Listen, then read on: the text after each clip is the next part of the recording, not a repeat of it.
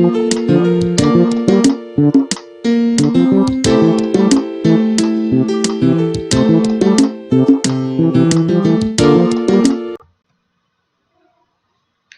वालेकुम स्टूडेंट्स, सी programming series में खुशामदीद। इस सीरीज़ का आज हमारा छठा लेक्चर है। आज हम पढ़ेंगे basic structure of C program. चलें स्टार्ट करते हैं। सबसे पहले हमने देखना है basic structure of C program में स्ट्रक्चर क्या होता है। सबसे पहला क्वेश्चन तो माइंड में यही आता है कि स्ट्रक्चर क्या होता है। The format of writing C program is called its structure. कि एक सी प्रोग्राम को लिखने का जो तरीकाकार होता है उसे आप उसका स्ट्रक्चर बोलेंगे। सी प्रोग्राम को का जो स्ट्रक्चर है उसमें तीन उसके पार्ट हैं। प्री प्रोसेसर डायरेक्टिव्स होते हैं, सबसे पहले मेन फंक्शन होता है और उस प्रोग्राम की बॉडी होती है। चलिए हम वन बाय वन इन्हें डिस्कस कर लेते हैं। सबसे पहले हम स्टार्ट करेंगे प्री प्रोसेसर डायरेक्टिव से कि ये क्या होता है। प्री प्रोसेसर डायरेक्टिव्स जो हैं वो एक इंस्ट्रक्शन है जो कंप्यूटर को आप प्रोग्राम की एक्चुअल एग्जीक्यूशन स्टार्ट होने से पहले देते हैं। जैसा कि नाम से ज़ाहिर है, प्री जैसे बिफोर प्रोसेसर, उसकी प्रोसेसिंग से पहले, कि आपने कंप्यूटर की एक्चुअल प्रोग्राम को स्टार्ट होने से पहले जो इंस्ट्रक्शन देंगे उसे आप प्री प्रोसेसर डायरेक्टिव कहेंगे। प्री प्रोसेसर डायरेक्टिव को जो है वो आपके सी कंपाइलर का पार्ट होता है और ये सोर्स प्रोग्राम को कंपाइलेशन से, सोर्स प्रोग्राम जैसे कि कंपाइलेशन से पहले मॉडिफाई करता है। हमने पीछे देखा था कि सोर्स प्रोग्राम वो इंस्ट्रक्शन है जो हम हाई लेवल लैंग्वेज में लिखते हैं, तो उन्हें ये मॉडिफाई करता है। The semi colon is not used at the end of pre processor directive. Pre processor directive के एंड पे सेमी कॉलन यूज नहीं होता। उसका जो स्टार्ट है प्री प्रोसेसर डायरेक्टिव का, ये है सिंबल से होता है और इसमें कीवर्ड दो यूज होते हैं, इंक्लूड और डिफाइन। वन बाय वन हम देख लेते हैं। These directives are written at the start of program। ये कहाँ लिखे जाते हैं? जो आप हमारा प्रोग्राम है उसके स्टार्ट में ही इसे हम लिख लेते हैं। The preprocessor directives are used in C to include header files in the program। इसका पर्पस क्या है कि आप हेडर फाइल को इसके अंदर, सी प्रोग्राम के अंदर आप इंक्लूड कर सकते हैं, ऐड कर सकते हैं। हेडर फाइल को भी हम आगे देखेंगे कि वो क्या होती हैं।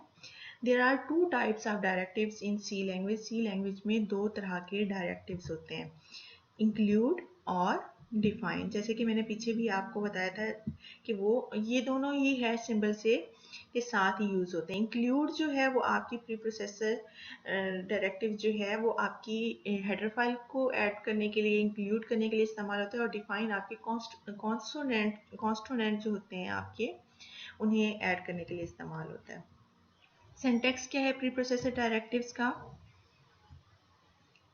हैश है, हैश के बाद आपको कीवर्ड नज़र आ रहा है इंक्लूड, ये कीवर्ड है, आपने इसे एज इट इज़ इस्तेमाल करना है। और जो कीवर्ड है उन्हें हम वेरिएबल के तौर पे इस्तेमाल नहीं कर सकते, ये आगे हम देखेंगे। इसके बाद एंगल ब्रैकेट स्टार्ट हो रही है और यहाँ पे देखें एंगल ब्रैकेट एंड हो रही है। इसे आपने प्रॉपर इसी तरह स्टार्ट और एंड करना है और इस एंगल ब्रैकेट के दरमियान में आपने कोई भी हेडर फाइल जो आपने यूज़ करनी है वो ऐड कर सकते हैं। और डिफाइन को आपने कैसे करना है कि हैश डिफाइन और उसके बाद आपने आइडेंटिफायर नेम कोई सा भी जो आप यूज़ कर रहे हैं वो लिख लेंगे उसका name. Example pre processor directives दोनों की हम देख लेते हैं। सबसे पहले इंक्लूड की देखेंगे। आपने देखा कि यहाँ हैश इंक्लूड हमारा कीवर्ड है, एंगल ब्रैकेट स्टार्ट हो रही है, उसके बाद stdio डॉट एच जो है ये हेडर फाइल की एक्सटेंशन होती है। std इसका पूरा नाम स्टैंडर्ड इनपुट आउटपुट है और ये इसकी इस जो हमारी हेडर फाइल है इसके अंदर हमारे लाइब्रेरी फंक्शन इसमें इनपुट और आउटपुट के राइट किए हुए हैं। उसके बाद हम देखेंगे डिफाइन की एग्जांपल के डिफाइन, मैंने आपको कहा था कि आपने कोई भी कॉन्सोनेंट जो है वो ऐड कर सकते हैं। जैसे पाई की वैल्यू है तो वो आप इसके साथ डिफाइन के साथ इसे ऐड कर सकते हैं।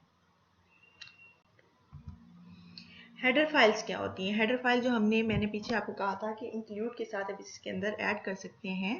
Header files are collection of standard library function to perform different task. मुख्तलिफ टास्क को परफॉर्म करने के लिए फंक्शंस बिल्ट इन फंक्शन पहले से लिखे गए हैं, बजाय ये कि उन्हें हम बार बार राइट करें, वो एक ही दफ़ा राइट करके उन्हें एक लाइब्रेरी में रख दिया जाता है। आपने जो भी फंक्शन को यूज़ करना होगा, आप उसे कॉल करके उसकी जो रेलिवेंट आपकी हेडर फाइल होगी उसे इंक्लूड करना पड़ेगा। जैसे अगर आपने स्क्रीन प्रिंट एफ है, स्कैन एफ है, ये आपकी स्क्रीन पे हमारे जो कंसोल है उस पर आउटपुट देने के लिए या उससे इनपुट लेने के लिए इस्तेमाल होते हैं, तो ये बार बार यूज़ होते हैं। बजाय ये कि हम इन्हें राइट करें, हम उनकी हेडर फाइल को इसके अंदर इंक्लूड कर लेते हैं। There are many header file for different purpose. मुख्तलिफ पर्पस के लिए बहुत ज़्यादा हेडर फाइल्स होती हैं। हर हेडर फाइल जो है उसके कोई ना कोई पहले से ही प्री डिफाइंड फंक्शंस होते हैं। Many header files can be included in one program. एक प्रोग्राम में ये नहीं है कि आपने सिर्फ एक ही हेडर फाइल यूज़ करनी है, आपने जितने भी उसके अंदर जो फंक्शन यूज़ किए उनके हेडर फाइल आप उसमें ऐड कर सकते हैं। The header file must be included in the program before calling of any of its function in the program. आपने जो भी प्रोग्राम उसमें फंक्शन लिखा है उसे कॉल करने से पहले आपको उसकी रेलिवेंट हेडर फाइल को उसमें ऐड करना पड़ेगा। एक्सटेंशन हेडर फाइल की .h है, जैसे कि हमने पीछे भी देखा था। The include preprocessor is use to include header file in the program. Include preprocessor आपका हेडर फाइल को इंक्लूड करने के लिए इस्तेमाल होता है। Name of header file is written in angle bracket. Angle bracket जो हमने प्री प्रोसेसर डायरेक्टिव का सिंटैक्स देखा था, उसके अंदर जो एंगल ब्रैकेट्स होती हैं उसके अंदर आपने हेडर फाइल को लिखना होता है। सिंटैक्स क्या है हेडर फाइल का? इंक्लूड है सिंबल से हमने स्टार्ट किया, इंक्लूड है, एंगल ब्रैकेट है, और यहाँ पे आपने जो भी हेडर फाइल को आपने यूज़ करना है उसके अंदर लिखेंगे और एंगल ब्रैकेट को क्लोज कर देंगे। एग्जांपल है इंक्लूड stdio.h। ये जैसे मैंने पीछे आपको कहा था कि इनपुट आउटपुट के लिए इस्तेमाल होती है। और math.h, अगर आपने मैथ के कोई बिल्ट इन फंक्शन इसमें यूज़ करने अपने प्रोग्राम में, तो आपको उससे पहले लाजमी है कि आप math.h को इंक्लूड करेंगे। इसके बाद हम देखते हैं उसका नेक्स्ट पार्ट है मेन फंक्शन। जो हमने पीछे स्ट्रक्चर देखा था कि 3 पार्ट थे, प्री प्रोसेसर डायरेक्टिव था, मेन फंक्शन था और बॉडी ऑफ प्रोग्राम था। अब इसका मेन फंक्शन क्या होता है? Main function is the place where the execution of a C program starts. Main function वो जगह होती है जहाँ से आपके सी प्रोग्राम की एग्जीक्यूशन स्टार्ट होती है। अगर आपने when the program is executed the control enters the main function and starts executing its statement. जैसे ही आपका सी प्रोग्राम स्टार्ट होता है तो वो आपका कंट्रोल जो है मेन फंक्शन में एंटर होता है और वहीं से आपकी एग्जीक्यूशन स्टार्ट होती है। आपकी स्टेटमेंट वन बाय वन उसमें एग्जीक्यूट होने लगती हैं। Each program must contain main function. हर प्रोग्राम में मेन फंक्शन हो लाजमी होगा। अगर नहीं होगा तो आपका प्रोग्राम कंपाइल तो हो जाएगा मगर एग्जीक्यूशन उसकी नहीं होगी, क्योंकि हमारे प्रोग्राम की एग्जीक्यूशन स्टार्ट ही वहीं से होती है। Any number of statement can be written in the body of main function. Main function की बॉडी में आप जितनी चाहे स्टेटमेंट लिखिए, 10 लिखें, 15 लिखें, 1000 लिखें, ये आपकी मर्जी है। The body is enclosed in curly braces. Body जो है आपकी कर्ली ब्रेसेस के अंदर उसकी होती है और कर्ली ब्रेसेस को स्टार्ट अगर करेंगे तो उसे एंड भी लाजमी किया जाता है। ये आपके सामने मेन फंक्शन का सिंटैक्स है। ये वॉइड भी कीवर्ड है और मेन भी कीवर्ड है। मेन हमारा फंक्शन, इसका मतलब है कि मेन फंक्शन स्टार्ट हुआ है, उसके बाद ये ब्रैकेट्स हैं। ये ब्रैकेट्स ये बताती हैं कि आपने इसके अंदर कोई भी आर्गूमेंट पास नहीं किए। और वॉइड का ये मतलब है कि ये फंक्शन जो है कोई भी हमारी वैल्यूज़ को रिटर्न नहीं कर रहा, वॉइड है। और ये देखें आपकी कर्ली ब्रेसेस स्टार्ट हो गई है। इसके अंदर आपने मेन फंक्शन की बॉडी के अंदर जो भी आप स्टेटमेंट चाहें लिख सकते हैं, जितनी भी आप चाहें स्टेटमेंट लिख सकते हैं, उसे फिर आप क्लोज कर देंगे। आगे हम देखते हैं कि बॉडी को किस तरह राइट अप किया जाता है। सी बॉडी के अंदर जो स्टेटमेंट्स होती हैं उन्हें हम सी स्टेटमेंट्स का भी नाम देते हैं। वो क्या होती हैं? Statement in C language is an instruction for the computer to perform a specific task. ये इंस्ट्रक्शंस होती हैं, हिदायत होती हैं, आप कंप्यूटर को देते हैं कि वो कोई भी काम करे। इसी आपने मेन फंक्शन के बाद कर्ली ब्रेसेस के अंदर वही इंस्ट्रक्शंस आप देंगे। इन्हें जैसे पीछे हमने देखा कि कर्ली ब्रैकेट्स में लिखा गया है। Computer perform these instruction one by one in the same sequence in which these instruction are written. Computer क्या करेगा? इन्हें वन बाय वन ही परफॉर्म करेगा जिस सीक्वेंस में वो लिखी गई होगी। जो पहली इंस्ट्रक्शन होगी उससे पहले ही वो एग्जीक्यूट करेगा और उसके बाद नेक्स्ट इसी तरह वो फॉलो करेगा। Each statement in C is terminated with C semicolon. हर स्टेटमेंट को आपने सेमी कॉलन के साथ टर्मिनेट करना है। पीछे हमने प्री प्रोसेसर डायरेक्टिव में देखा था तो उसमें था कि आपने सेमी कॉलन उसमें एंटर एंड पे नहीं करना होता था।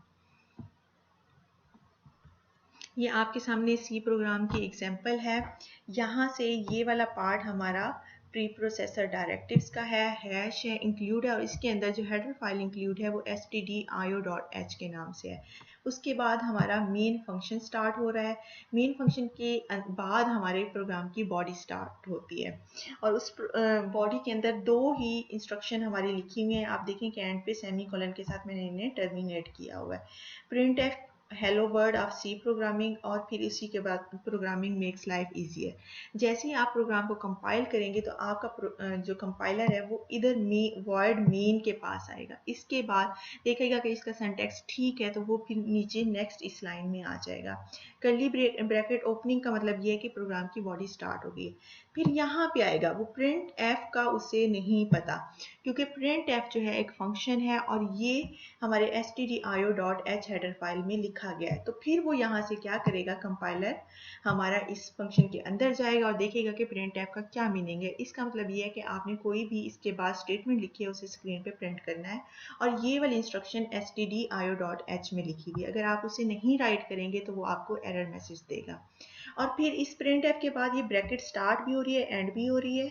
उसके बाद डबल कोट है, डबल कोट स्टार्ट भी हो रहा है और एंड भी हो रहा है। डबल कोट के अंदर आपने जो भी इंस्ट्रक्शन लिखेंगे वो आपकी स्क्रीन के ऊपर एज इट इज प्रिंट हो जाएगी और इसके बाद आपने इसे टर्मिनेट कर देंगे। ये सबसे पहले ये वाली हमारी स्टेटमेंट जो है कंपाइलर इसे एग्जीक्यूट करेगा और स्क्रीन पे भी यही नजर आएगी। उसके बाद सेम इसी तरह नेक्स्ट प्रिंट एफ जो है वो भी stdio.h में लिखा हुआ है और उसके अंदर हमने जो इंस्ट्रक्शन दी है हमने क्या उसे प्रिंट कराना है, प्रोग्रामिंग मेक्स लाइफ ईजियर, और इसी ही कर्ली ब्रैकेट्स को हमने क्लोज कर दिया। ये एक सिंपल सा सी प्रोग्राम आपको मैंने दिखा दिया है। इसकी अब देखें कि आपके प्रोग्राम की आउटपुट क्या आई है। Hello world of C programming और प्रोग्रामिंग मेक्स लाइफ ईजियर। ये आज का हमारा जो टॉपिक था स्ट्रक्चर पे था। होप सो आपको समझ आ गई होगी। मैंने बड़ी डिटेल के साथ एक एक चीज़ को आपको समझाया है। फिर भी अगर आपकी कोई भी आपको कन्फ्यूजन है, आपको कोई चीज़ समझ नहीं आई तो आप कमेंट सेक्शन में मुझसे पूछ सकते हैं। अल्लाह हाफिज़।